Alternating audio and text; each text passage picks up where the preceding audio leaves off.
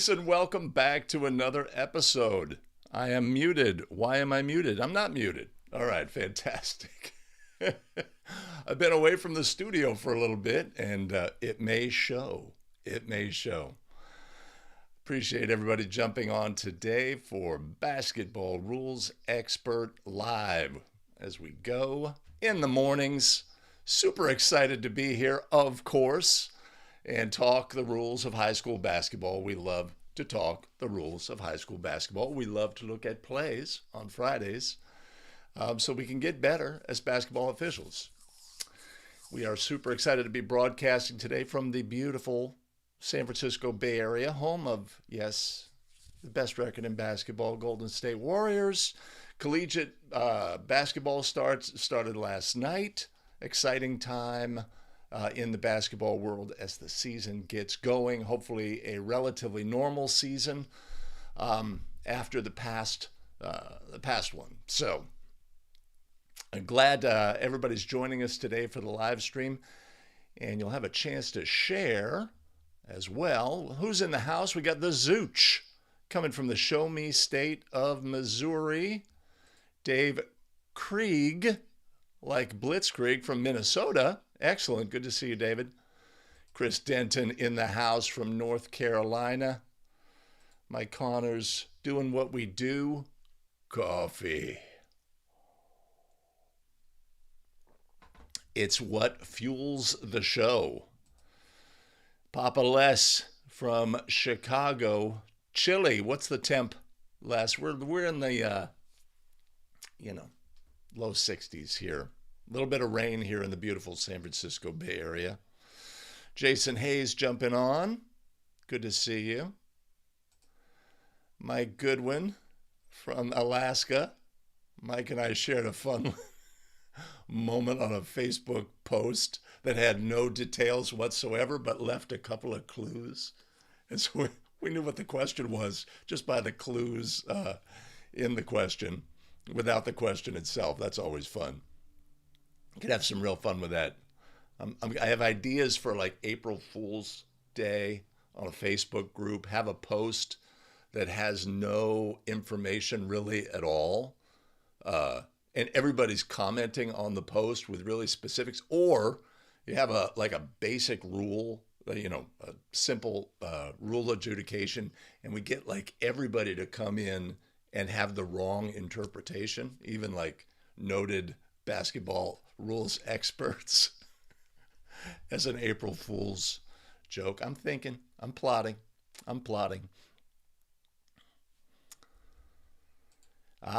Dave Krieg, yes, quarterback for the Seahawks. Not much of a thrower, very nimble. Yeah, drink up, baby. Oh, Randy Wilson on time. Excellent. Good to see you. Dr. Phil is in the house. Always reassuring to know that we have a doctor in the house. Gary Mouton from Humble, Texas. Oh. Excellent. Do you have Dave's feet? He was pretty nimble.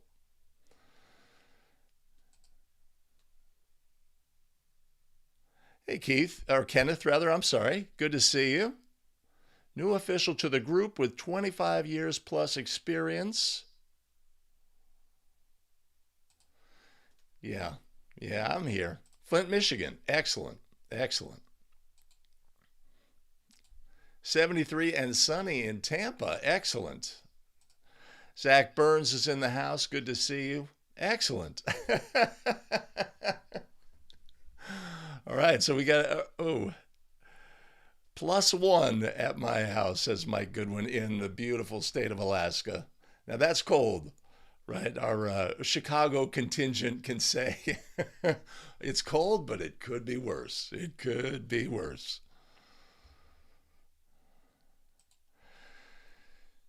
Yeah. The funny thing about rules tests and test questions, and we'll see that today, is there's room for improvement. And it's like, why do we have test questions with room for improvement with the language? Like last week we had the ball goes in the goal, right? The ball goes in the basket, and the act of going in the basket is a goal, but it's the basket that the ball goes into. And it, it's, I'm not saying it's easy to create rules questions.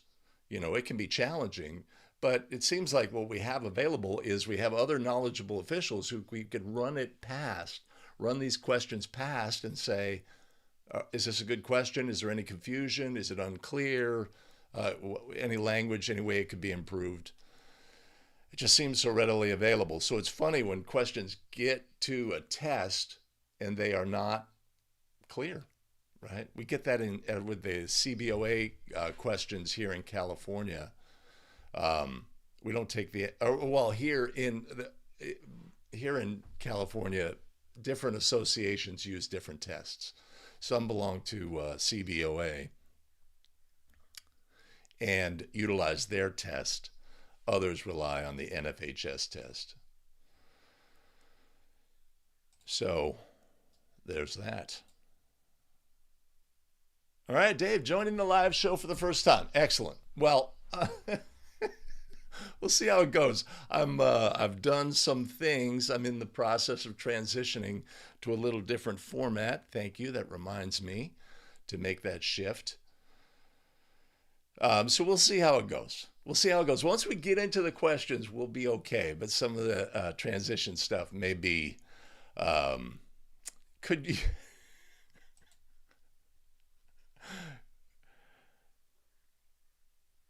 Yeah, that's right. Huh.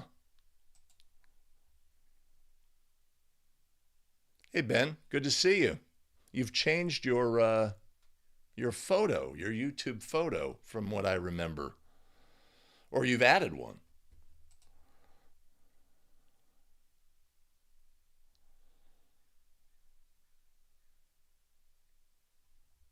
All right, awesome. Okay, now let's see. So this is a part of the show where we normally, hey, Stan Bickler jumping in. So here in California, high school not yet started. I have a scrimmage on Saturday. That'll be my first high school action of the year. Had a couple of collegiate scrimmages and a collegiate game, a tournament game. Turned out to be, a 4-point game with 60 seconds to go. Always a great opportunity. So often early in the season, we can end up with games that are not competitive, etc. It's, of course, we need, as basketball officials, to be great to start, basically practically perfect to start the game. But when at the end of the game, obviously, we want to be at our best.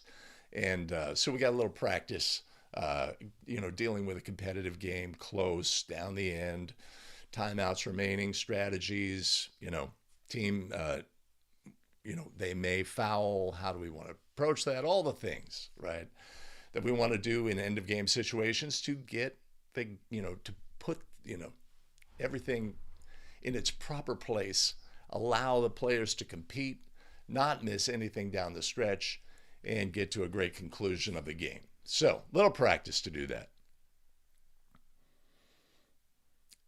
So Mike Connors had his first game last night, girls varsity, 53-8, right? And that's not uncommon, let's say. We have a non-competitive game, and those don't really, they test our game management skills, but they don't test our, we sharpen the saw. We sharpen so that it's finally honed so that we can execute in that moment. And then the game that we have doesn't, is not going to utilize those skills. And so that's disappointing. And we have to pull out other tools from our tool belt and do a game management approach to a game. And that's a skill in itself. But we always appreciate when we have a chance to, have that super close game and manage the game and handle it properly until the end. Okay, so this is the part of the show. Give me just a second. So my transitions here are going to be a little clunky potentially. Yeah. So this is the part of the show where I'm going to say, let's take a look at the rundown. And that worked. And then I'm going to go here. And we got some animation. Let's take a look at the rundown. Every Wednesday, 7 a.m. Pacific, 10 a.m. Eastern, basketball rules expert. We look at rules, National Federation of High School basketball rules, plays and scenario, text-based formats so that we have a better understanding of the rules and we can take the rules with us onto the basketball court where it is most important. And then on Friday, 7 a.m. Pacific, 10 a.m. Eastern, 5 Play Friday. We look at plays, analyze all of the things. Officials, best position, proper official make the call, demeanor of the crew, get the play right, all of the variables that we want to look to when we analyze our game video. I see. Yeah, we're learning. If you're new to the live stream, rather, jump into the chat, put your voice in the game, let us know where you officiate from. If you're new to me, my name is Greg Austin with A Better Official. We craft video to help basketball officials get better, and that includes live streaming. Oh, I see. That includes live streaming every Wednesday and Friday. If you have any comments or questions during the live stream, jump in the chat, put your voice in the game, and we can all get better together, right? You have opinion, an adjudication of the play, a question, a variation on the question, right? So we have this play, and this is what happened. Well, what if? What if we did it this way instead? Then what would we have, etc. Awesome. And then I'm going here. Okay. All right. Hey, Lester Pett. I'm going Lester Pettit. New, officiate in Houston, Texas. Do you know the notorious SMB Sylvia Bigot? That's what I want to know. Let us know in the chat. All right. Awesome. Okay, so I am going to initiate the show. How am I going to do that?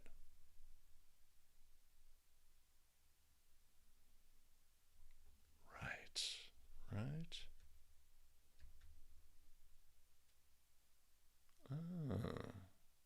Oh, I have one more slide. Okay, let me go back. Hey, if you have a moment, share the live stream. Yeah, that's right. Hit the share button on YouTube so we can all get better together. Oh, listen to that sound. That's professionally prepared. If you want to share it on Twitter, YouTube, Facebook, so we can all get better together. That's a plan. So you got to work on my type alignment there. There's always, the biggest room in the world, the room for improvement. And I prove that with every live stream.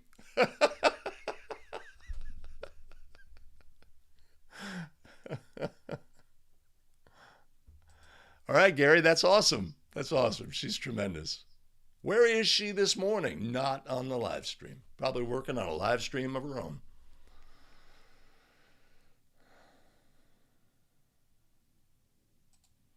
Hey, Mark, good to see you from Lafayette, Louisiana.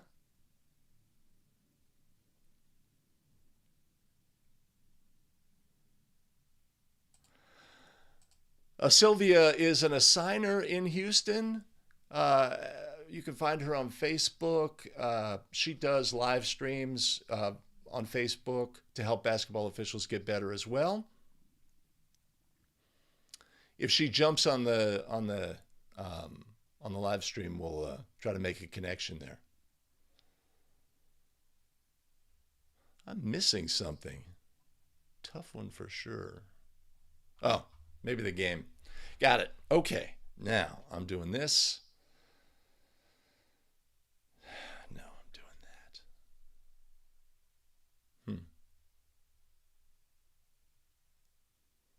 All right, I'm going to wing it. Give me just a second. And we're going to say Looking at test questions is a really important part of our development as basketball officials. Today we're looking at more test questions so we can get the rules right when we take to the court.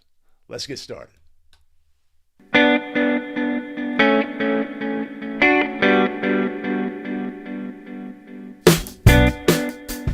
Greetings and welcome back to another episode of the Basketball Rules Expert, the show where we take National Federation of High School Basketball rules, we lift them off the printed page, we breathe life into them, simplify, clarify, and amplify so that we can take the rules with us onto the basketball court where it's most important.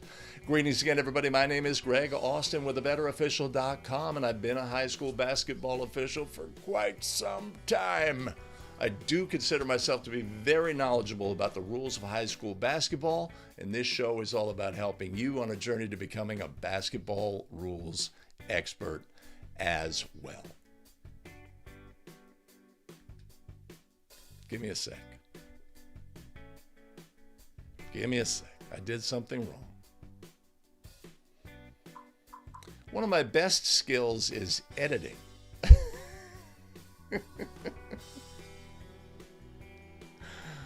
Okay. All right. Give me one more second. Yeah. Allow me to thank our fantastic show supporters, Les O'Connor Jr., Tony Dye, Amilcar Garcia, Gerald Mazzucci, and Phil Haddad. Much appreciated and much love. You want to support the show? There'll be a link in the show notes below. Tremendous. Let's move on and look at test questions today so that we can get better as basketball officials. I'm going here, and we're going to take a look at our very first rules question.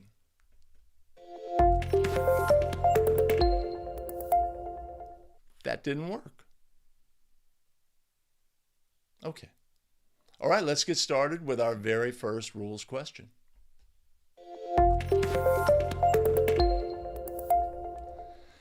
A1 shoots while in the air. A1 lands on the floor and is then fouled by B1 while A1's arm is still in the follow-through motion. A foul has not been committed since A1 has returned to the floor. B, 2 free throws for A1 because A1 was still in the shooting motion. C, a non-shooting foul assessed to B1.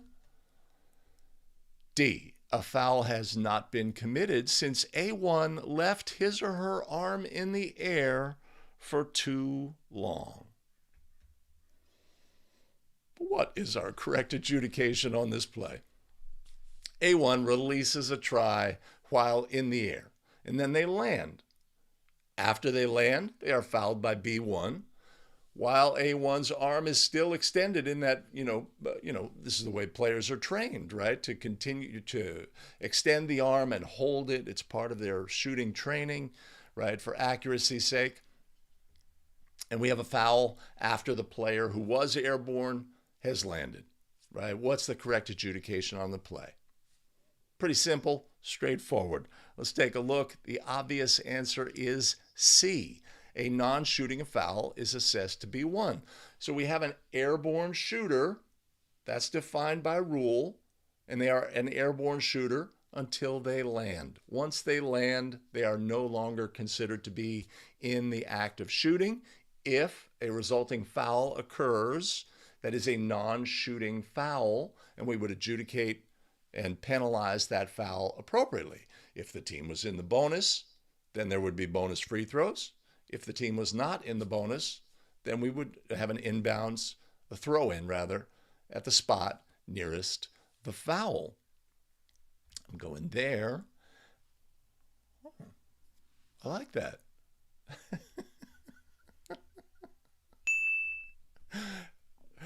Lots of surprises on the show today.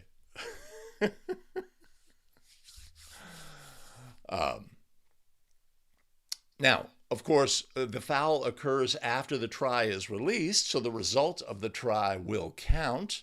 If the ball goes in the basket, we're going to score the goal, and then we're going to penalize the foul, right?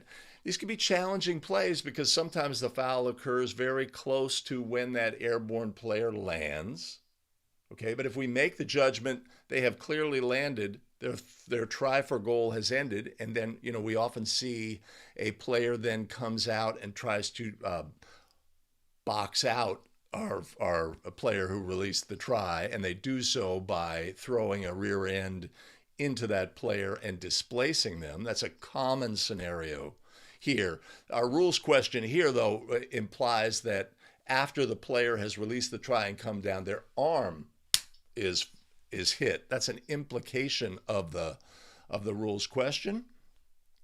But if we look at the question, obvious answer is C. A non-shooting foul is assessed to be one. Yeah, I see. I see what we're doing there. Give me just a second. Okay, I want to go there. All right, okay. Paul Clay is in the house from the beautiful South Bay. Good to see you this morning as well, Paul. Les O'Connor, my best skill, fixing it in post. I mean, the whole idea, Les, is to get the live stream into a state where it flows smoothly, all the things fit together, and I've achieved that like 1 out of every 10 episodes, so that the editing process is really quick and easy, and that we can get the content out more available. But it's a work in progress. It's a work in progress. So we have correct answer from this elite group of rules experts.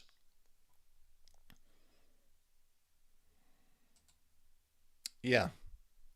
Strange wording, right? And that's our previous point. Rules questions often have, wait a minute, strange. Okay, Zachary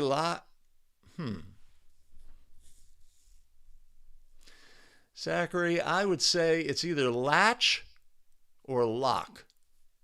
You let me know. But Zachary has his first ever game tonight in basketball. Any advice? I got it for you right here. Run! What have you gotten yourself into? Oh, awesome. Well, we could definitely address that, Zachary. You want to call, you want to trust your training. Your training may be very minimal, right? Call what you know.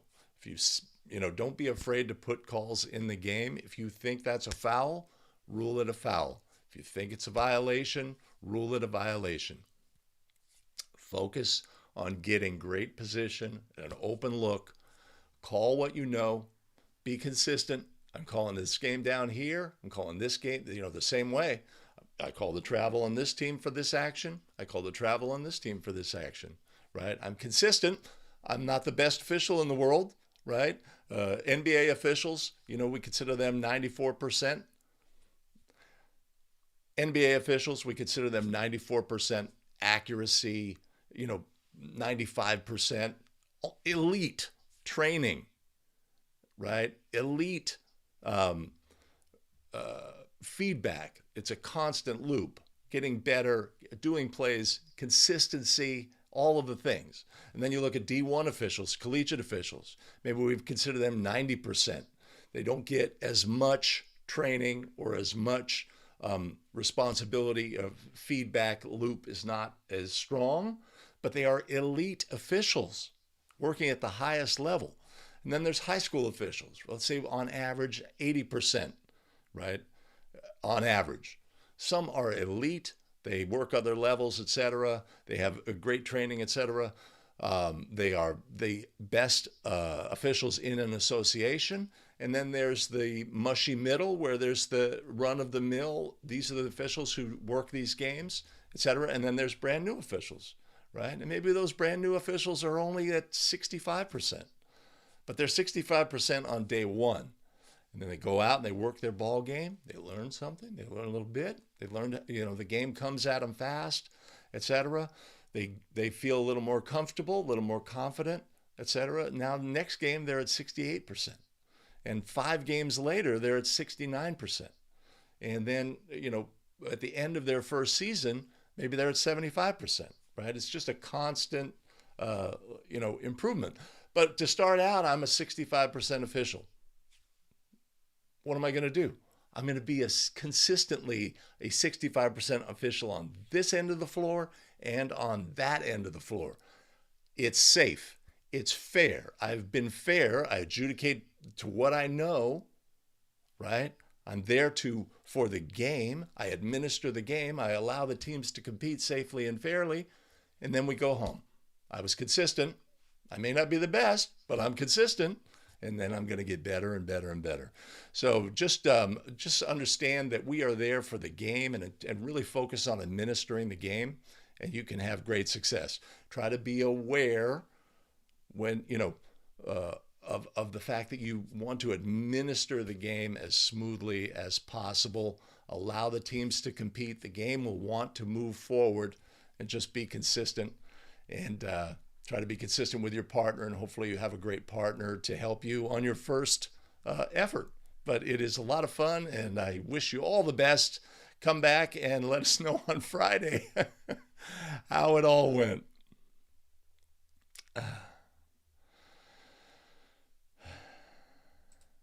Martin Tim jumping in from Southern Indiana. Done is better than perfect, Dave. Done is better than Leach. Oh, okay. So I was 0 for 2. I had one guess, a second guess, and I was wrong on both. Perfect. Zachary Leach. Excellent. Yeah, don't do one-person games. Middle of the mitten. Looking forward to a great season. Excellent. Stan says, treat it as just that, a first game. Maybe focus on just one thing or concept.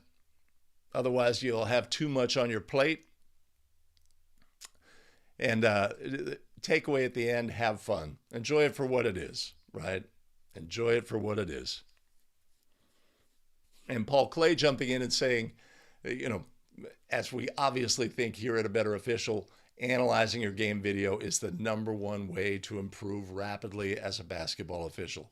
If you can get access to the game video from your game, and then just view that game video and see how you look and see some things that you could do, always looking at your positioning. And if you have a significant other or a friend who can come to the game and film it on your phone for you, at least you have that. If it doesn't mean, okay, from game #1, I have to have my game video, but as soon as you can, make that a part of your process, and you will improve more rapidly than if you did not have that video. Dave says, don't ball watch. Trust your partner.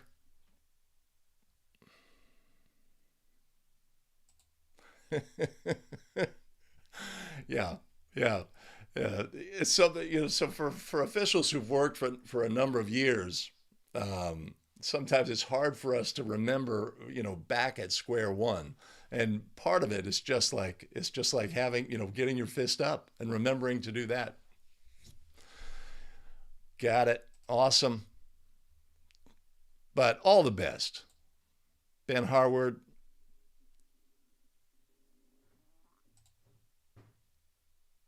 Zachary, we're glad to have you, and have a great game. All right. Now,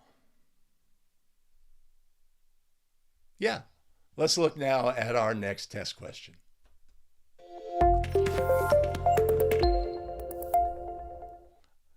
A1 is preparing to attempt the first of 2 free throws.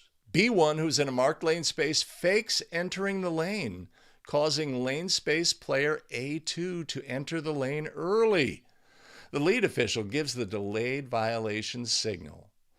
Before A1 releases that free throw attempt, his coach requests and is granted a timeout. After the timeout, the lead official shall...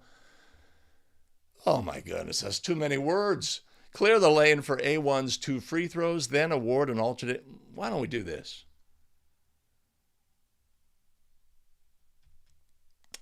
It's too many words. What is the correct action to take here on this play? Right? We have a delayed lane violation by a defensive player. They faked, causing a teammate of the thrower to violate. Player still has not released the try. Head coach for Team A, for the throwing team, requests and is granted a timeout. Now, after the timeout, how are we going to resume? We're going to resume, obviously, shooting a free throw. But what is the correct procedure? Too many words here. Too many words. So the correct answer is D here. We're going to administer the free throw. We're going to resume exactly as we were.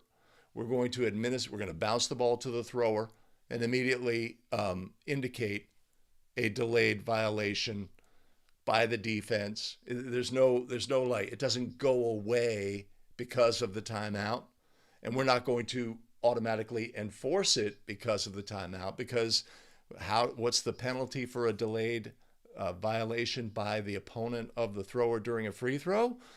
No penalty unless the free throw is missed, and then a substitute free throw is awarded.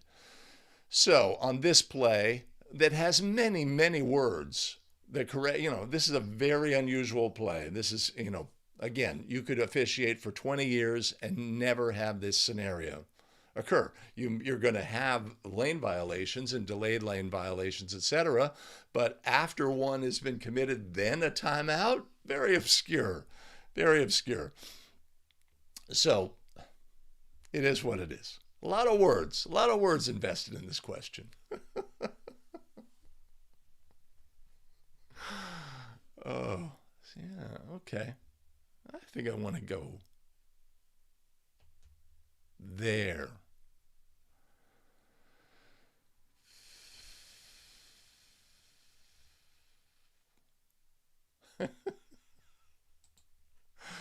Too many words. Too many words. Yeah.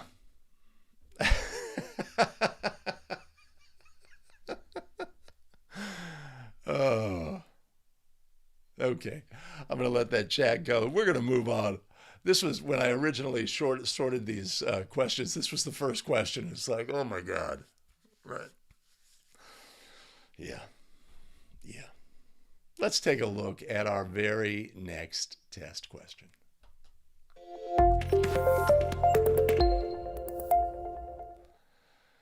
Where is the throw-in administered after a flagrant foul? A, at a spot out of bounds nearest the foul. B, at the division line opposite the scorer's table.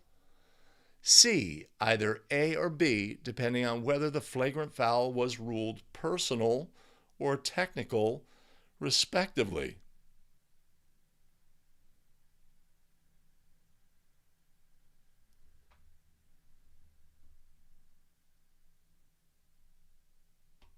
There. Yeah. Okay. All right. So our choices, so a flagrant foul is a generic term. You could say that it implies a flagrant personal foul, which would involve live ball contact. You could make that assumption, and if you make an assumption on a test question, sometimes you'll be in a bad position. So flagrant fouls can be flagrant personal fouls or flagrant technical fouls. Live ball contact can never be a technical foul. Live ball contact, player goes up for a basket, the defender, winds up, rakes them across the head, violent or savage in nature contact, flagrant foul, disqualification by rule, of course, for a flagrant technical as well, or a situation where this same action occurs, some similar action occurs during dead ball situation. We can have a flagrant technical foul because it occurs during a dead ball period. So our correct answer here is going to be C, either A or B, depending on whether the flagrant foul was ruled to be personal or technical, respectfully, right? That is the correct ruling on the play. And if it was a flagrant personal foul, the resulting throw-in would be at the spot nearest the foul, right? It would be 2 free throws for the offended player, plus or their eligible substitute should they be injured on the play. Ooh, could simulate an earthquake. But if it was a technical foul, it was a flagrant technical foul, of course, any player or eligible substitute may attempt the free throws, and then followed by a division line throw-in opposite the table. That's the correct adjudication of this play. Yes. Zachary Leach coached travel and collegiate. Okay. All right. Well, that gives great insight. So, Zachary, you are obviously familiar with the game of basketball. Rely on that, right? Rely on that strength. I know what's going on here on the court. Try not to focus too much on the strategy of the teams. Like, why are they running that screening action off the ball when they should be? You're right. You don't want to adopt a coaching mindset, but you know the game of basketball, so you can be confident, and you also know what's a foul and what's not a foul. You know that. Right? From the coaching perspective, maybe there's some things that you could do to improve that, but you've got that strength going in. Very familiar with the game of basketball, right? Call what you know. Just call what you know, or what you think you know, right? And do it with confidence, because I know that I know what I know, and I'm going to call it down here, and I'm going to call it down there. Whether I'm right or wrong, it's going to be fair for both of the teams. My number one objective, allow those two teams to compete safely and fairly. So you've got that going in. Use all of your strengths.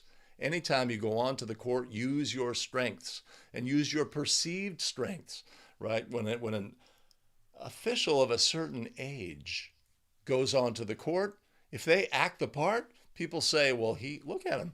He must have been doing this for a long time, and he obviously knows what he's doing, right? They want to bestow that upon you. That's a challenge for young officials. They may have been officiating for longer than the old guy who steps onto the court, but stakeholders in the game see the young official and they say, well, he's obviously brand new or hasn't been officiating very long because he's young. So use what strengths you have and what strengths are bestowed upon you by the stakeholders in the game.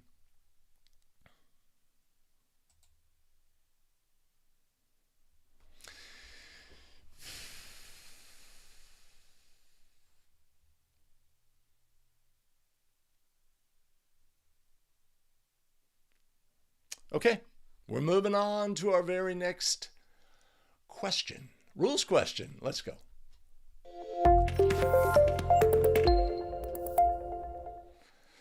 Just prior to the administration of a Team A throw-in, A2, A3, A4, and A5 take positions so close to each other that no defenders are able to fit between any of them without illegally displacing one or the other of the Team A players.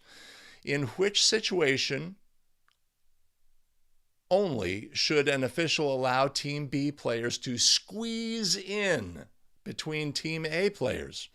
A, if the Team A players are stacked one behind the other in a line perpendicular to the boundary line.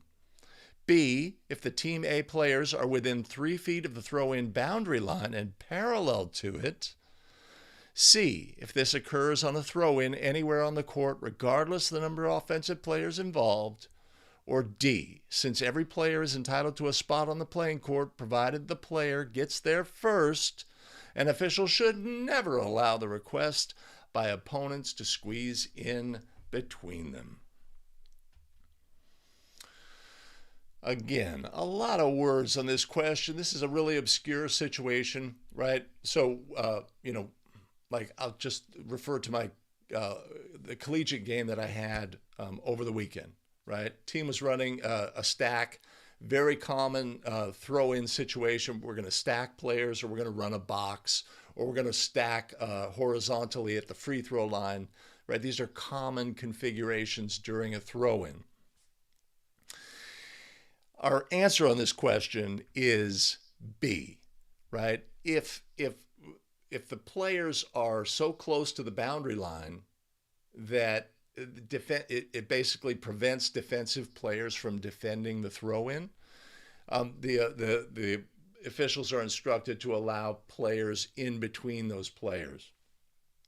Super obscure situation, right? But if we have a stack where the offensive team stacks and they get one player is they're back to front and there's no room between them, and a defensive player wants to insert themselves, they are out of luck if that team was able to set that up first. And sometimes obviously we want to be aware, but sometimes you can get a situation where somebody's trying to force their way in that setting, and we want to recognize illegal contact should it occur, and that may happen either before the ball has been made live or after the ball has been made live, and that would lead to possibly different results. But again, this rules question addresses something extremely obscure, but the key takeaway here is that almost always there's no opportunity for the defense to say, hey, I want that spot. When do we have that, where a defense can say, hey, I want that spot, right? And we can have that in a jump ball situation. It only happens once a game on average. Again, so this is a very obscure situation. We don't want to over officiate this play and say, hey, players back up. Teams running a stack on a throw in. Hey, back up, let them in, right? That can be a misconception that we have in that situation.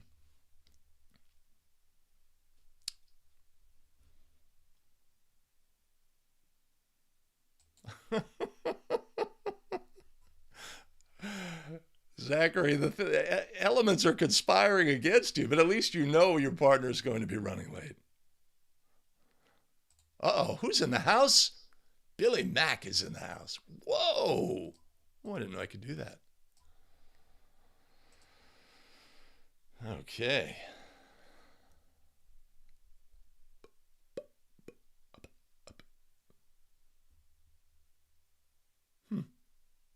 Hey, let's look at another rules question.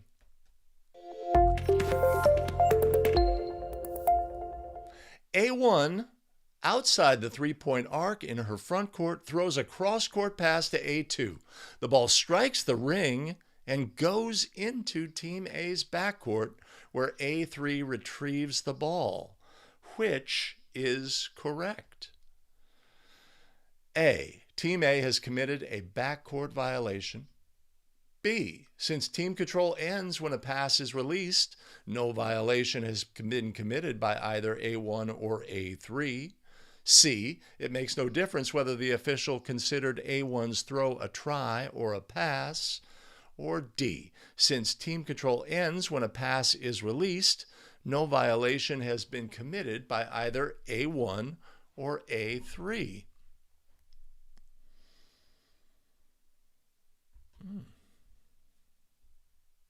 What to do on this play? And there's an obvious variation on the play that we have to discuss, and we'll discuss that.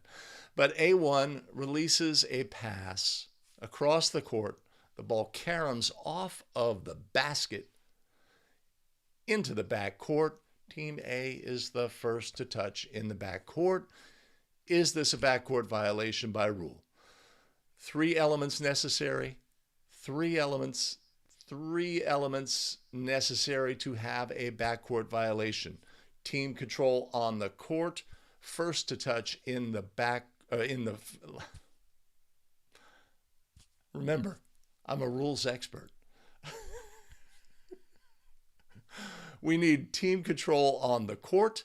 we need to be the last to touch in the front court, and we need to be the first to touch in the backcourt. So when A1 releases a pass that caroms off the basket, has team control ended by rule? If it has, then there would be no violation. If it has not, there would be a violation because Team A was the last to touch in the front court and the first to touch in the backcourt. But team control in this situation does not end. When a ball is being passed between teammates, team control does not end. Team control ends with a try or when the opposing team gains team control by a player gaining player control or the ball becoming dead. Those are the three ways that team control ends. So in this instance, when a pass was thrown that caromed off the ring, team control has not ended. This would be a violation by rule. And the correct answer is A. Team A has committed a backcourt violation. Right? Now, this is going to, this is not what we expect to have happen in our game. It's unusual.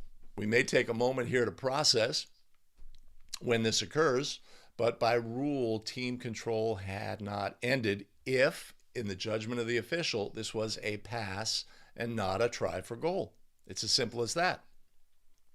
Our obvious follow-up question is, a possible follow-up question is, what if the ball went in the basket? Since it wasn't, we considered it a pass, how many points do we score, right? That's a simple question, a little non-intuitive, right? But any ball thrown in high school, any ball thrown from beyond the three-point arc would count as a three-point goal. So our correct answer here, though, is backcourt violation by rule.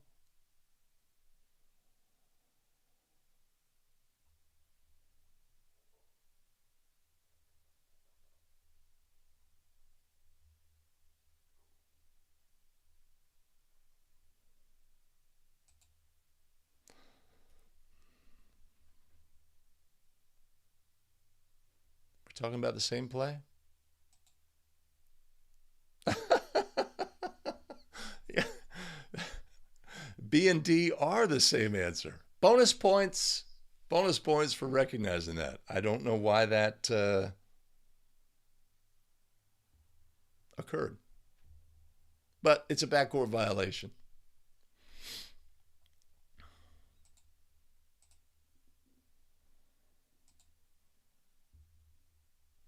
Excellent.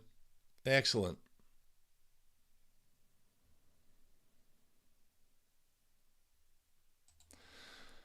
Okay, so if the ball hit the backboard and it went into the backcourt, would it be legal? Why would you say that's legal?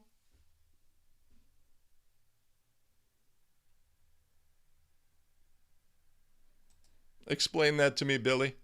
Mike?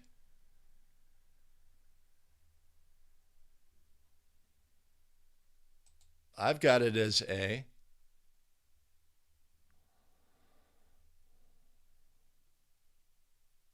Oh.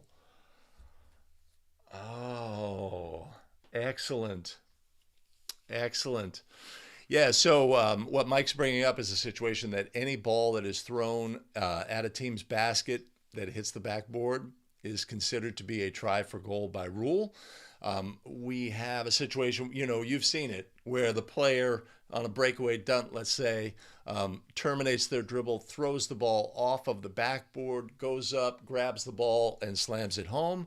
There was obviously not a try for goal, but they threw it off their backboard to themselves, caught the ball, and scored it. Case play says that is to be considered a try by rule. So, excellent, excellent.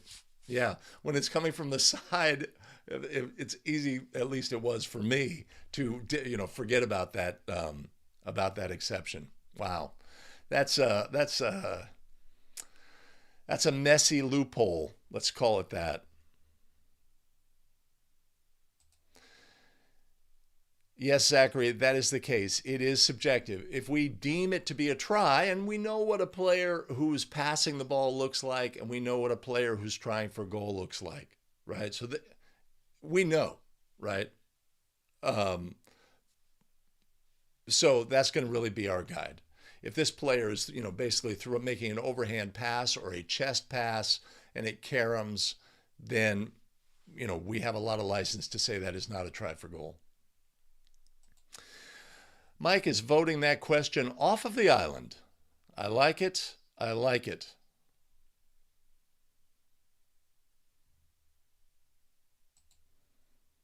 Yep, I got you. I got you. You know it when you see it. That's right. That is right, Randy. Okay, let's see. Those comments are staying up a little bit too long. Hey, let's take a look at another test question, possibly a better worded one.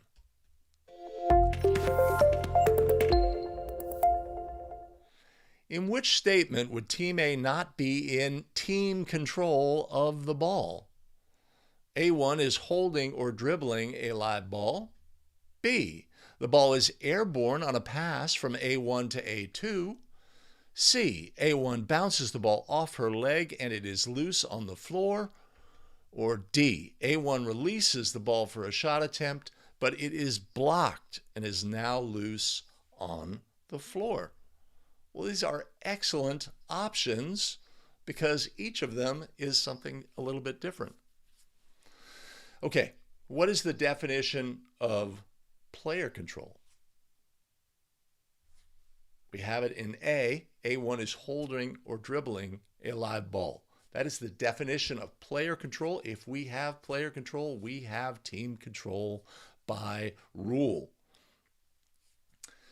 Team control continues even during a pass between teammates. That's a really important concept to have.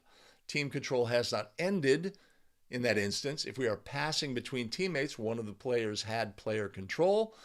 We know that if there's player control, there's team control, and team control continues while a pass is in flight. Does player control continue? No, it does not. Can we grant a timeout when a pass is in flight, or should we? No, we should not, because we need player control in that instance. But we have team control here when the ball is being passed between teammates. I think that's one of the 20 fundamentals, is team control continues while the ball is being passed between teammates. And in C, A1 bounces the ball off her leg and it is loose on the floor. What have we defined here? This is a interrupted dribble by rule, where a player momentarily loses player control while dribbling the basketball by inadvertently bouncing the ball off their leg or their foot. A momentary loss of control is an interrupted dribble. There is no player control in this situation, but there's no loss of team control, right? So now we have D. A1 releases the ball for a shot attempt, but it is blocked and is now loose on the floor. But we do know one of the ways that team control ends is when there is a try for goal. Try for goal, team control has ended. So our correct answer in this situation is obviously D. When a player releases a try, there is no longer team control by rule. That's the wrong thing. Yeah, there's no longer team control by rule. So our answer is D, D, D, D, D. Everybody's going to get this one, right? And understanding team control, player control, a really critical part of our work as a basketball official. Understanding status, right? For a new official, understanding status is such an important part of what we do as basketball officials. Is there team control? Is there no team control? Is there player control or no player control? Is the ball live or is the ball dead? Is the ball inbounds, or is that player inbounds, or is that player out of bounds? Is the ball have backcourt status? The ball have front court status? Status, right? If we dominate status, we are really ahead of the game when it comes to officiating the game of basketball. That's all I'm going to say about that. Status.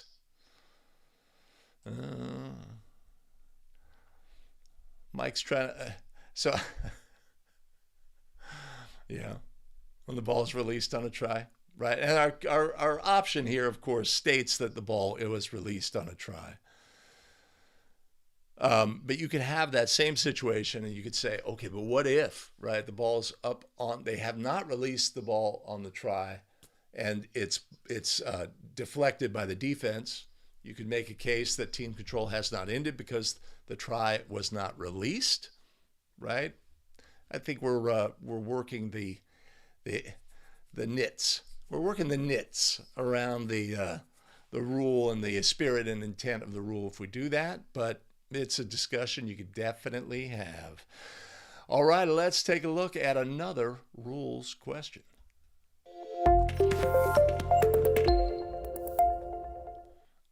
In the fourth quarter, a pass to A1 in his backcourt deflects off his hand.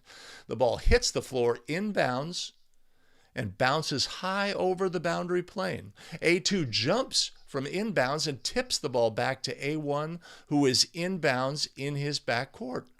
While out of bounds, A2's hands inadvertently contact A1's back while A1 is holding the ball. The official should rule A1 to be out of bounds by virtue of being touched by a teammate who is out of bounds. B, continue his play count, backcourt count, and allow play to continue. So our question here is whether, our long-winded question here, with many words, we have a player inbounds holding the basketball, and we have a player out of bounds contacting the player. Teammate is out of bounds, contacting a player who is inbounds. Is the ball, by rule, out of bounds in this situation? That is what our long-winded question here is answering.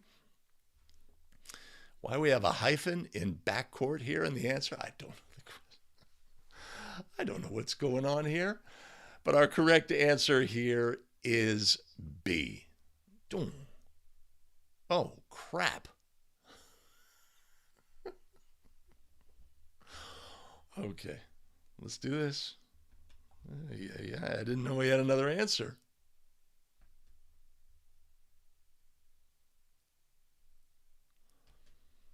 Or C. Assess a violation on A2 for leaving the court for an unauthorized reason, or D, none of the above. Okay, all right. Now we know, right? So we have A1 jumps, or A2 rather, jumps, bats the ball back to a teammate, ends up touching the teammate. Do we have an out-of-bounds violation by rule? Do we have a legal play by rule? Do we have A2 leaving the court for an unauthorized reason? That would be a violation, right? Let's say instead team A player had the ball near the end line. A2 runs out of bounds around to the other side so he can be open to receive a pass, right? That player would have left for an unauthorized reason, or none of the above. So which of these is our correct answer? Our correct answer is B. Continue the backcourt count and allow the play to continue. This is a legal play by rule and one in which we would not want to terminate our backcourt count. Although the implication is here, it's a throw-in pass. Okay.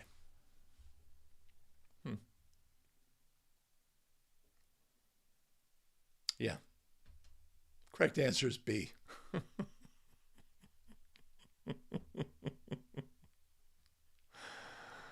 All right. Unbelievable, the quality of the questions. I should have edited. I should have edited them. I just took them raw. Raw. Let's look at another test question.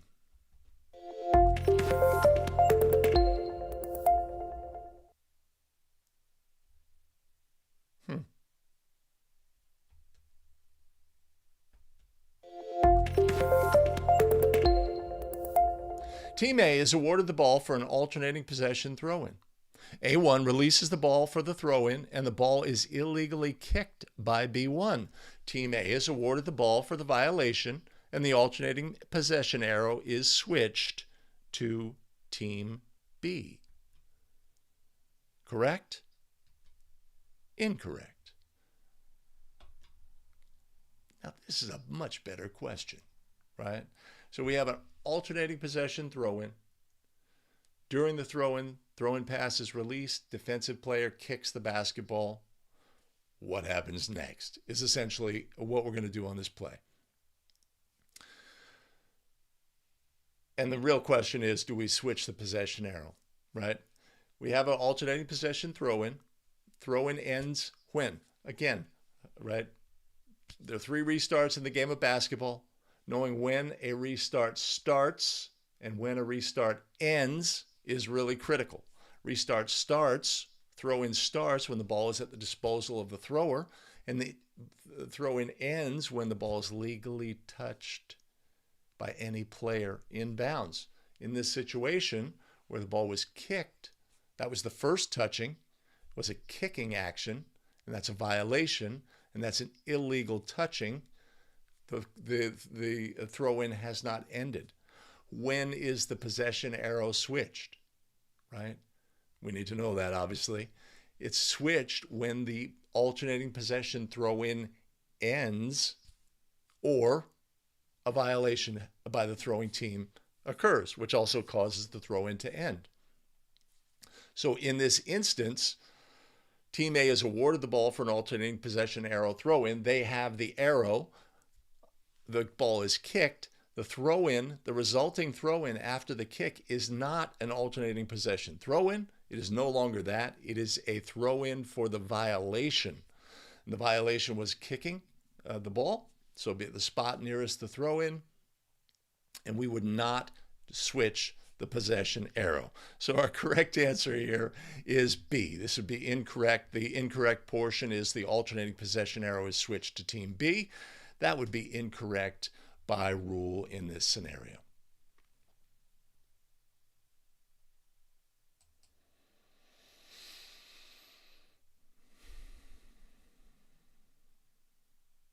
Oh my goodness. Billy Mack says, hate and love this question. The answer used to be different. There have been a lot of switches in 40 years. Easy questions for a young rookie, hard for a grizzled veteran. That's something that really, you don't fully understand until you've been officiating for a while. Sometimes we see the old timers, making a simple rules mistake, right? Learning the rules the first time is fairly straightforward. Now, there's nooks and crannies involved in learning the rules. I dominate this portion, but there's a little bit of misunderstanding I have about this, that, or the other thing. But I learned the rules. They all seem really straightforward. We go forward. A couple years later, there's a rules change. Oh, there's no longer team control on a throw-in, or there is now team control. There's no longer this. Throw-in, you have to wait till it hits, or what have you. There's rules changes. And you officiate over time, and this rule used to be this, and then they did this, and then they moved it back to this, and then they moved it back to this, right? And it's much more challenging to keep abreast of things that you used to take for granted. I know this rule 100%. Oh, wait, we've changed that rule now, right? It's a little harder to unlearn in those settings. Yes, grizzled, although I shaved today. But it's something that you don't fully understand, and it's like, how on earth? Come on, man, you've been officiating for 20 years. How can you not know that, right? The young official says to the grizzled old veteran. But there's real challenges with that, and things are constantly changing. Sometimes they're minor changes and they're easy to adapt and bring in. Sometimes they're major changes. And again, we have to remember that as officials, we're out on the court and we're in the moment. We're going to have, we don't necessarily have a chance to sit down and say, okay, let's think about that situation. We have to make judgments in real time. And so sometimes grizzled veterans can be in error in those settings. And of course, as the young official, you need to be there for the game and be there for your crew and provide information if we are going down the wrong path and we are going to misapply a rule in our game, even if it's that 20-year veteran, grizzled veteran, and you're a first-year, second-year official, and you know that is not correct by rule. You have to express that on the court. Learning to do that in a discreet fashion, in a way that doesn't detract from your partner, is a skill. Takes some time, but you have to be there for the game first. Excellent. So Billy Mack's describing just that situation, right? And what we hear from, like, my collegiate assigner is often saying they'll put a young official on a crew just to be the rules expert, because officials can become more distant as time goes by, more distant from the rules book and rules changes. They rely on their habitual stuff. So Billy Mack has a situation where a new rookie corrects his mistake on this play in a JV game. And that's a good partner. And that's exactly the mindset you have to have. At least bring the information. Hey, partner, shouldn't we have, so on this situation, if we had this kickball in a game, hey, partner, the resulting throw-in's not, we're not switching the arrow in this, right? Or in a fashion that allows the calling official to recognize the possible mistake that they've made. Again, that's a skill, and we need practice, and we need reps doing that. Do we get that? No, not often. So we kind of have to imagine that scenario a little bit. How many years does it take to achieve grizzled status? Well, that's a good question. Billy Mack, not sure of the answer, but he knows that he's a card-carrying member, as I am as well. All right, let's move on to another rules question.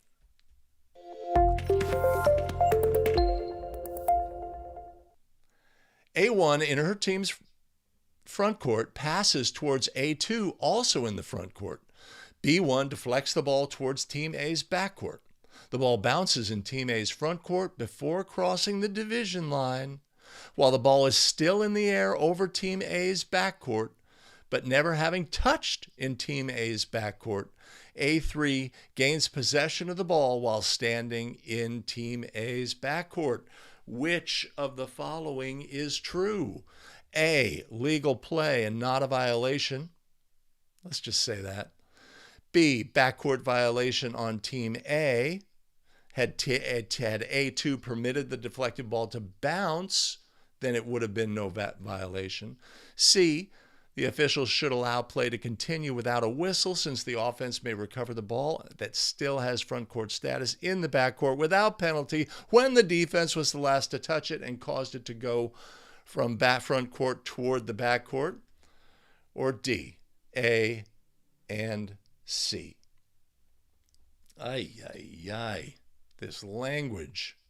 This is challenging, right? So we have a situation where ball is being passed between teammates in Team A's front court. The defense deflects the ball. It bounces in the front court, and it's over the air in the back court.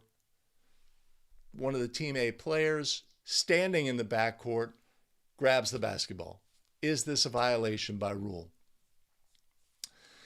In 2007, NFHS had an erroneous rules interpretation that made this play a backcourt violation. It was erroneous. It did not make sense logically. That's the route they took. This used to be, for a period of 10, 12 years, a violation, because the player was ruled to be the last to touch in the front court because the ball hadn't gained backcourt status, and the first to touch in the backcourt because they're standing in the backcourt, right? A logical fallacy, right? But that was the rules interpretation. NFHS says, let's fix that by putting some language in the backcourt rule, right? They do that. Does that solve the problem? And for officials understanding the backcourt rule? No, No, it does not. It adds further complexity to the situation, right? And so we're getting further away from simple. So a rules language was added that says basically a ball last touched by the defense can always be collected in the backcourt, right?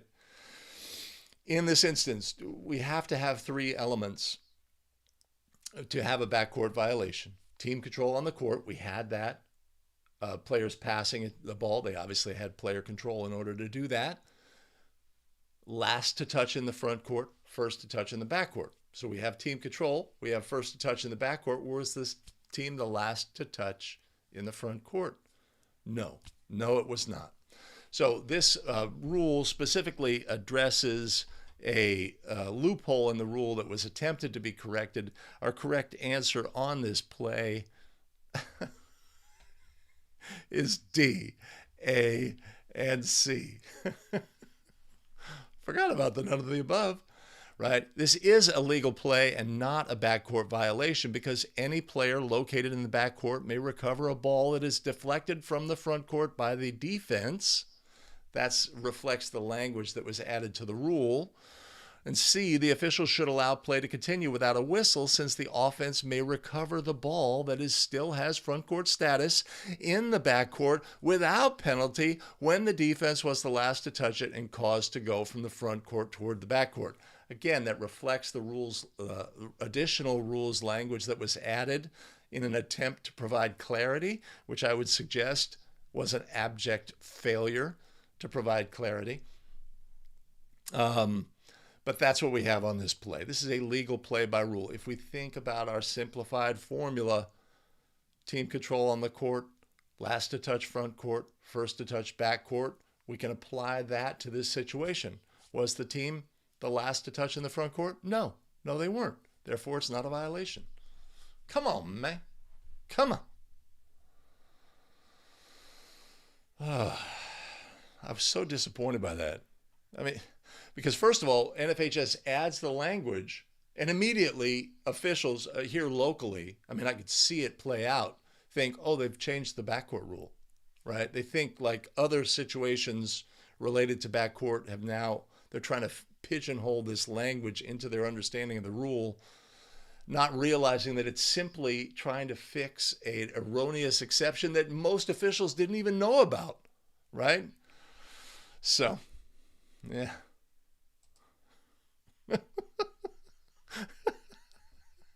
I'm with you. I am with you. Too many words. It's simple. No violation. Play on. Yeah. I'm with you, Zachary. Darwin Sonata's in the house from Michigan. We start a new 10 seconds. So in National Federation of High School Basketball rules, in this situation, when would a new 10-second backcourt count start? It starts, right, we have a team that's in control, team control. The 10-second count would start when the ball gains backcourt status. So either in this situation where a player catches the ball, yes, we would begin a new 10-second count in the backcourt, or if the ball had simply bounced in the backcourt, we would begin a new 10-second count. A little non-intuitive, different at other levels, but that would be the situation there. So that's our 10-second count. Always, Zooch, always listen to Papa Les. Hey, 35 watching, that's pretty good. That's pretty good. I'll take it. I will take it.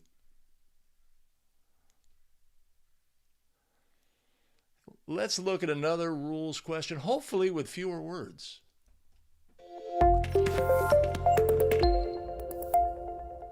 Team A is awarded a throw-in near the division line. A1's throw-in is deflected by B1. A2 jumps from Team A's front court, catches the ball in the air, and lands in the backcourt. A, legal. B, illegal. Word count, excellent. We like a brisk question. Team A is awarded a throw-in near the division line. The throw-in is deflected by B1. A2 jumps from Team A's front court, catches the ball in the air, and lands in the backcourt. Is this a legal play or not a legal play? Simple and straightforward. We have to have an understanding. Again, restarts in the game of basketball. Jump ball, free throws, throw-in. During a restart, rules apply. When a restart starts, when a restart ends are critical components. We know that during a throw-in, there's a rules exception. During a throw-in, during a jump ball, or when a player is on defense, there's a rules exception that allows that player to jump from their front court, catch the ball in the air, and land in the backcourt legally. It's an exception to the backcourt rule. It applies during a throw-in. Fantastic. Did this play occur during a throw-in? Well, had the throw-in started? Well, yes, the ball had been made available to the thrower at the disposal of the thrower. Had the throw-in ended? That's the key question on this play. When does a throw-in end? When the throw-in is legally touched, the throw-in has ended by rule. So when the player with front court status catches the ball and lands in the backcourt, they have committed a violation by rule because the rules exception that allowed that player to take that action during a free throw no longer applies. I'm sorry, during a throw-in no longer applies. So our correct answer here is B. This is illegal. And you will find this to often be a test question because it's a popular test question. Learn the answer to this. Does it happen in your game often? No, it doesn't. But it attacks that rules exception that we have to be aware of, that during a throw-in, a player is allowed to jump from the front court, catch the ball in the air, and land in the backcourt. Mike, the factual statement.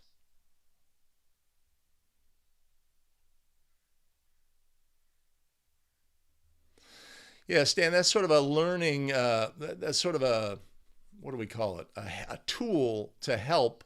It's not actually off, but it helps some officials visualize what the correct ruling is on the play. Anitra, good to see you.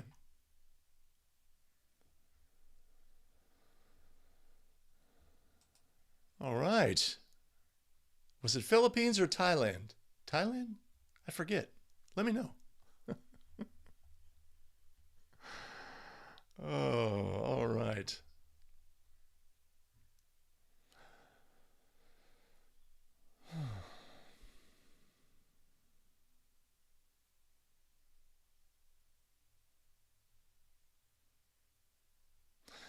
Okay, John, let's talk about that.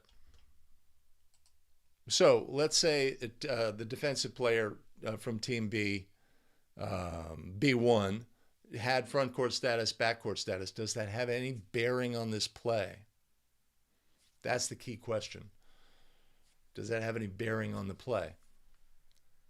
The player who caught the ball had front court status. When they jumped from the front court and caught the ball, they had front court status. They have established team control on the court. They have then, when they land, caused the ball to gain backcourt status. They have caused the ball to gain backcourt status. So we had team control because the player caught the ball. We have last to touch in the front court because they had front court status, and they have first to touch in the backcourt. So whether the defensive player's location and touching of the ball is not a factor on this play.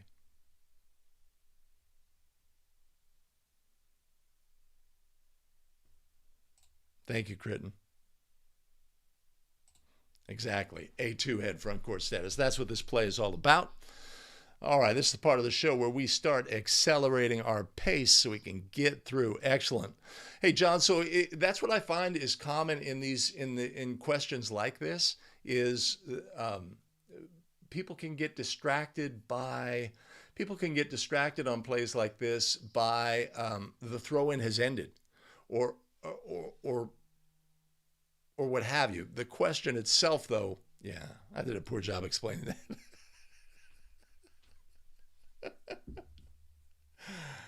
Fix it in post. All right, let's look at another rules question.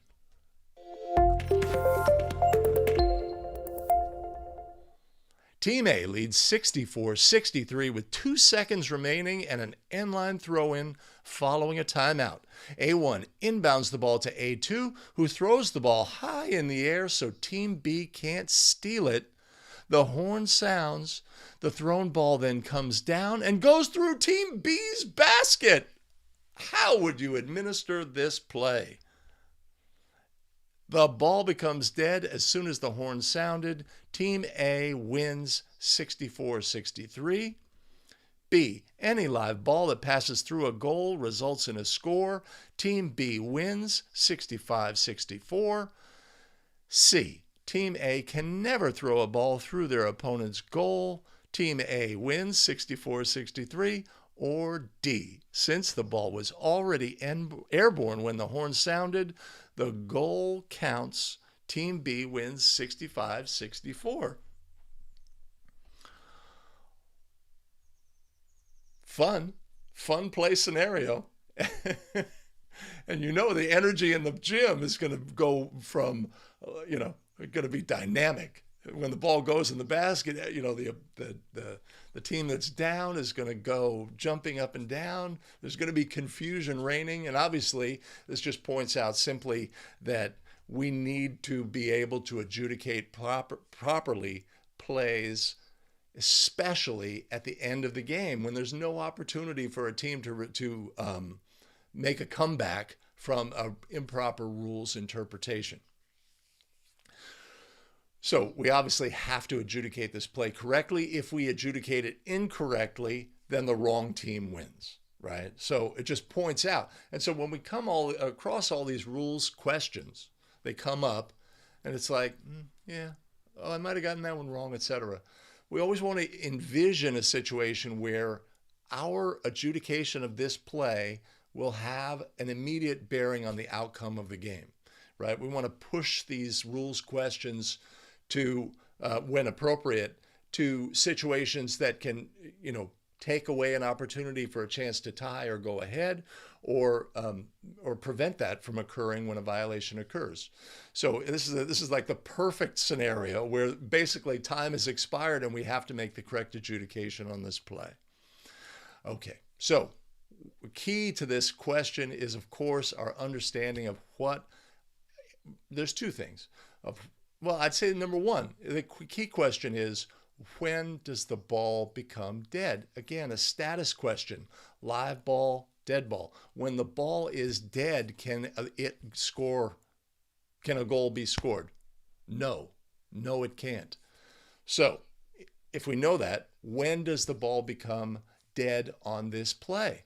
We know that when a try is in flight and the horn sounds, the ball does not become dead by rule.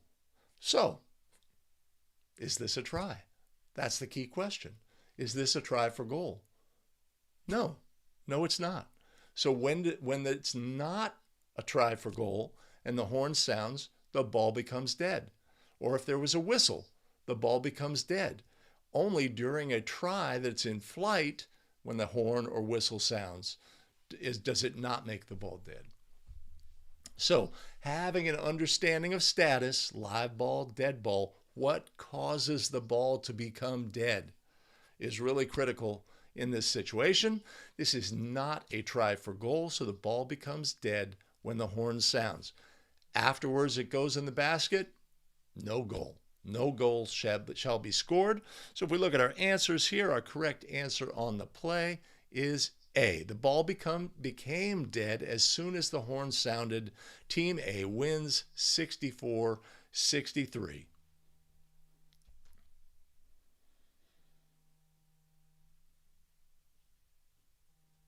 So if we look at the other answers, of course, we could say any live ball that passes through a goal results in a score. That is true. That's a true statement, isn't it? But Team B doesn't win because any live ball that passes through a goal results in a score is a true statement. But Team B but that's not the situation here because the ball was not live. Team A can never throw a thrown ball through their opponent's goal. That's not true. We can have if this situation occurred with 3 minutes remaining, it would be points for Team B. And since the ball was already airborne when the horn sounded, the goal counts. That is not true because the ball became dead when the horn sounded. Straightforward stuff.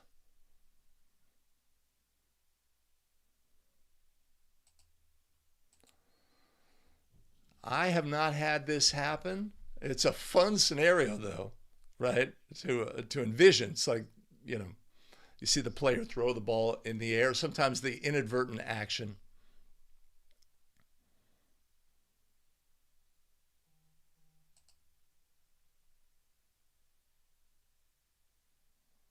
I don't understand that question, Dave.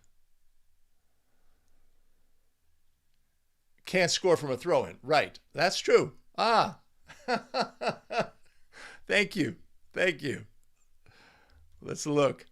Any live ball that passes through a goal results in a score. That is not a true statement. Thank you, Dave. Thank you. My brain was struggling with that situation. I really appreciate that. All right. Let's see. Let me take a look.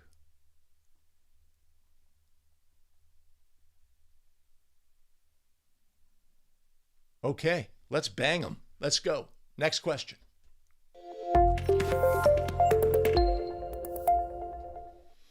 B1 obtains legal guarding position on the baseline by putting a foot on the end line.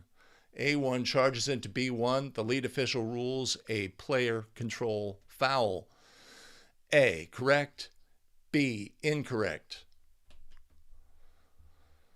Ay, ay, ay. Position on the baseline. Why are we using baseline in a National Federation of High School Basketball Rules question? I do not know. But we have a defender who has otherwise legal guarding position, who has a foot on the end line. By rule, a player who is not on the court is not able to have legal guarding position. This should be ruled a blocking foul by rule. If we look at the correct answer on the play, whether or not the lead official rules a player control foul being correct, no, that is incorrect. This should be ruled a blocking foul by rule when a player who would otherwise be considered to have legal guarding position is not on the court by having a foot out of bounds. That player is liable for a blocking foul. And that's the correct ruling on that question. Let's look at our penultimate question.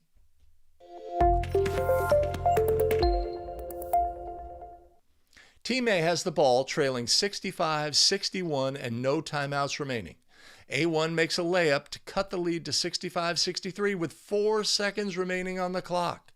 As the ball is falling to the floor after passing through the net, A1, knowing her team has no more timeouts, swats the ball into the bleachers. How should we administer this play? A refers to no prior warning for delay. B, this is an unsporting technical on A1. Team B should have 2 free throws. C, this is an intentional personal foul on A1. Or D, in situations with the clock running and 5 seconds or less remaining in the game, interfering with the ball should be ignored if its only purpose is to stop the clock. The clock should be allowed to expire, and the game ends with Team B winning 65-63.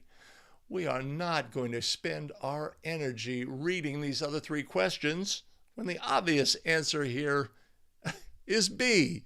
This is an unsporting technical on A1. Team B will have 2 free throws taken by any legal player of their choosing. There's no need for a delay of game warning. Yeah, so the action itself, right? This is interesting action. Player technicals include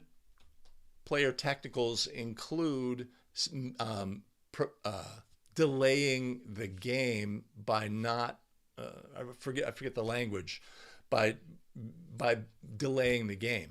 And that sometimes there's a clause in the player technical that's about delaying the game. When we get into delay of game situations, delay of game warning, etc., and the penalty for a second event that would incur a delay of game warning after a delay of game warning being issued, being a team technical. In this instance, the player has delayed the game by basically making the ball unavailable to the opponent and the official in this instance. How you would handle this game in a live setting, since you know that we are to ignore actions that are done simply to try to get a whistle, which would, stop the clock and at least give this team a chance to then foul or make a steal and score. So that how you would handle this play on the court would be a question, but if you chose either of the two events, either ignore or assess the penalty, we would not affect the outcome of the game. But that's a good question, one that obviously fooled me. I thought our answer was going to be D. Mike Connors asked, why stop the game? Especially since we are because if we think about it, and let's go back there. If we think about it, I think that this is an accurate instruction in situations with the clock running and when players take an action that's obviously designed to stop the clock, right? Like running out of bounds, trying to get a voluntarily leave the court violation, etc. Those are to be ignored. So this player takes an obvious action in an effort to stop the clock. I guess NFHS here is saying, we are not if the player, let's say, intentionally used language towards the official in an effort to get a technical foul to stop the clock, we would assess the technical foul. So it's an interesting scenario. I like Stan's answer here. By rule, disregard the rule.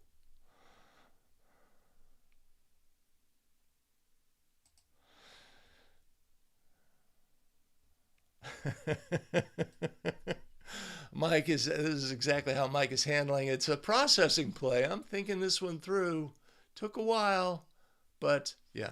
Hopefully our if the ball ends up in the stands and our timer stops the clock, then it makes our decision here a little easier.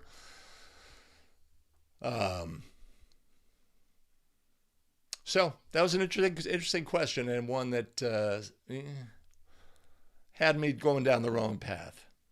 So let's look now. Yes, it's here. Finally, Karnak says, finally, we're looking at our final rules question.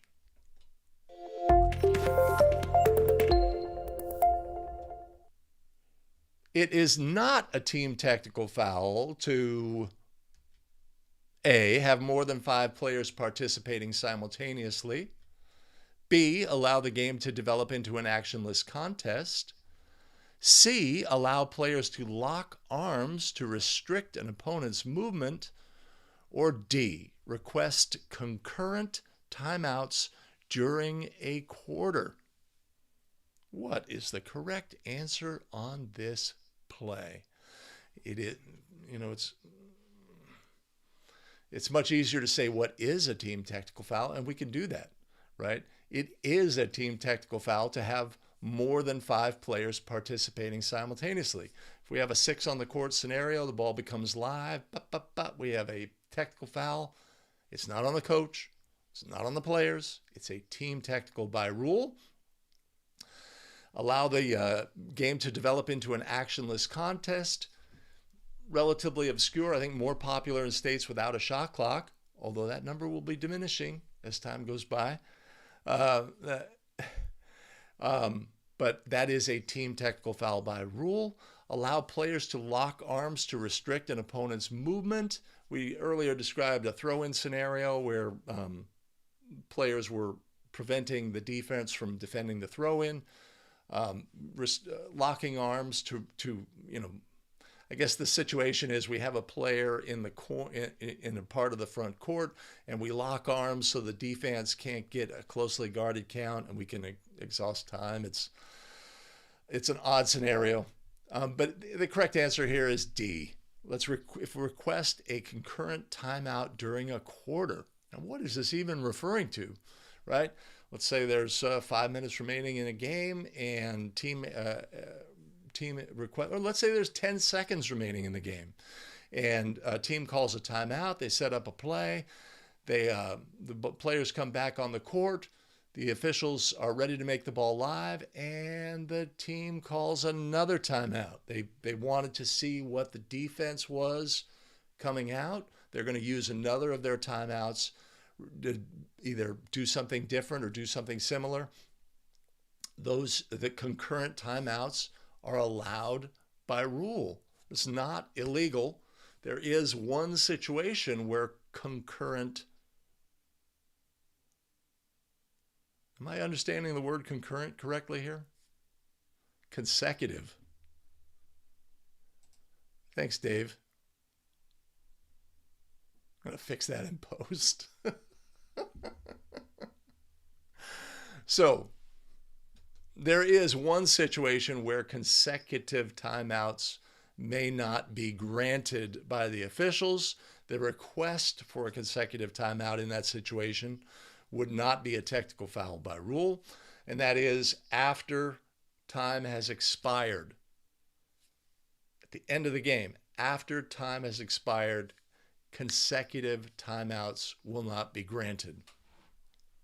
Definition of consecutive timeouts is multiple timeouts in the same dead ball period, if I'm remembering correctly. And so Team A requests a timeout. It is granted. They have a timeout available to them, not one of the ones that's not the one that's granted prior to an extra period, but rather one they had already available to them.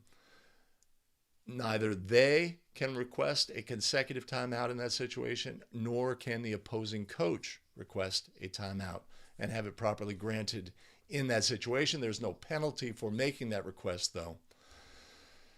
Successive. That is the correct language. Thank you, Mike. That's the correct language. Okay, new officials on the stream. That's an obscure situation, and it's poorly worded and not our best end of stream question.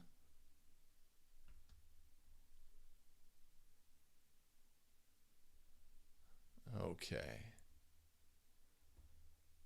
I'm there.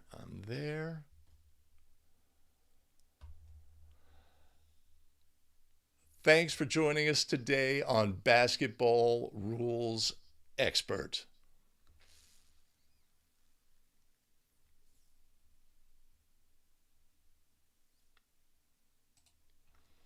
Now would be a great time to do all the things. Hit like, subscribe, and notify so you don't miss out on any of our future content. Hit notify so you get notified when we go live. We go live at least a couple times a week. It's supposed to go there.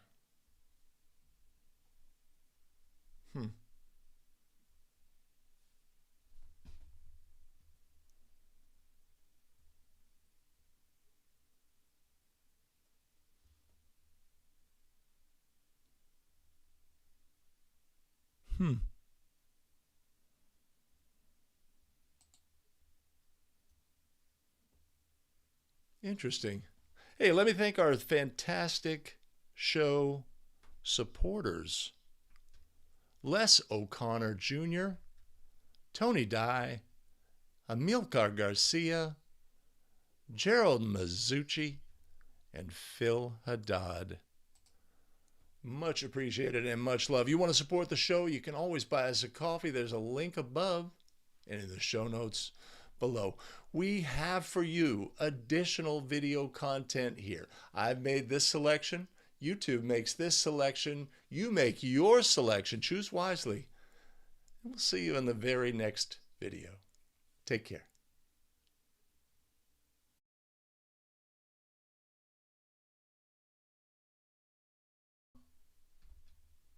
Okay. Wait, go back. Yeah, things are different. Things are different. Oh, excellent, Stan. That's fantastic. That's fantastic. Yeah, Mike, you got it. The concurrently is when we grant timeouts at the same time to both coaches, right? And the situation, Mike, yeah, I appreciate people jumping in and fixing my erroneous language. So concurrently, so we have a situation, two players competing for a loose ball, boom, big collision, etc. The ball is dead. Both players, star players, coaches want to keep them in the game. We bring out trainers in this situation. They attend to the players. Players go to the benches. If the coach wants that player to continue, they must request a timeout. So Team A coach requests a timeout. And the Team B coach, we should properly inform them, you want your player in, you have to request a timeout as well. He's got a 30, he's got a 60. That's all they have available. They both use them. They run concurrently. We would run the 60 seconds in that situation and go. A relatively obscure situation, not going to happen all that often. But when it does, when multiple players, one from either team or multiple players from both teams are injured on a play and must be replaced by rule, coaches are allowed to request a timeout. And if the player is able to compete at the end of the timeout, they are allowed back in. But if we have that situation where both teams have it, both have to request and be granted a timeout, and those timeouts will run concurrently. Okay. All right. They run concurrently, but they are not, there is no definition of concurrent timeout. I think that would be the way to say it. All right, Dave, appreciate you. Thanks for joining on.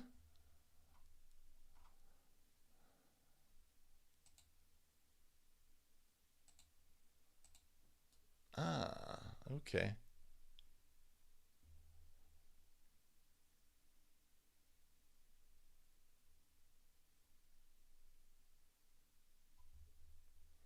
Oh, I see. I'm a bit behind in the chat. All right. But again, thank you everybody for joining us today. Much appreciated, much love. Make it a great day. We're going to have a beautiful day here in the San Francisco Bay Area. I hope you have a great day. Wherever you are in the world, you can always ensure that it's going to be a great day by doing something for somebody they couldn't possibly repay you for. So let's go forth, make somebody else's day brighter, and we'll see you in the very next stream.